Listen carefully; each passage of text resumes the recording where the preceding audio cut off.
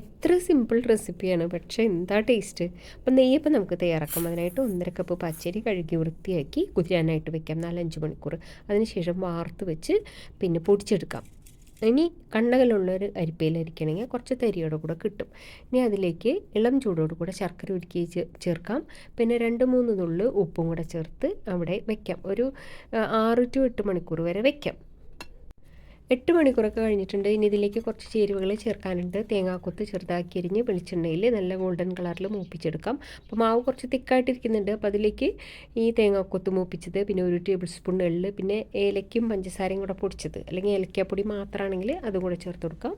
ഇനി കുറച്ച് തിക്കായിട്ട് ആണ് ഇരുന്നത്, അതുകൊണ്ട് ഒരു 3 ടേബിൾ സ്പൂൺ വെള്ളം കൂടെ ചേർത്തിട്ടുണ്ട്. എല്ലാം കൂടെ കലക്കി ഇതുപോലെ നല്ല ചൂടായ വെളിച്ചെണ്ണയിൽ ഓരോ തവി വീതം ഒഴിച്ച് എടുക്കാം. അപ്പോൾ വശങ്ങളൊക്കെ ഇങ്ങനെ ഞൊറി പോലെ വരും, പിന്നെ നല്ല പോള പോലെ വരും.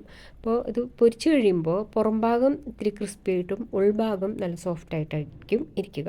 അപ്പോൾ എൻ്റെ വീട്ടിലൊക്കെ തന്നെ വെളിച്ചെണ്ണപ്പം എന്നാണ് പറയുന്നത്. കാരണം വെളിച്ചെണ്ണയിൽ പൊരിക്കുന്നത് വെളിച്ചെണ്ണപ്പം. പണ്ട് ചിലപ്പോൾ നെയ്യിലായിരിക്കും പൊരിച്ചിട്ടുണ്ടാവുക, അതുകൊണ്ടായിരിക്കും നെയ്യപ്പം എന്നുള്ള പേര് വന്നത്.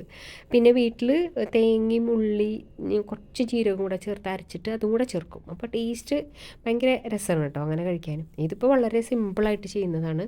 അപ്പോൾ ഇത് കണ്ടോ, ഇത് പൊളിക്കുമ്പോൾ ഇതേപോലെ പുറം ഭാഗമൊക്കെ കുറച്ച് ക്രിസ്പി ആയിട്ടും ഉൾഭാഗം സോഫ്റ്റ് ആയിട്ടിരിക്കും.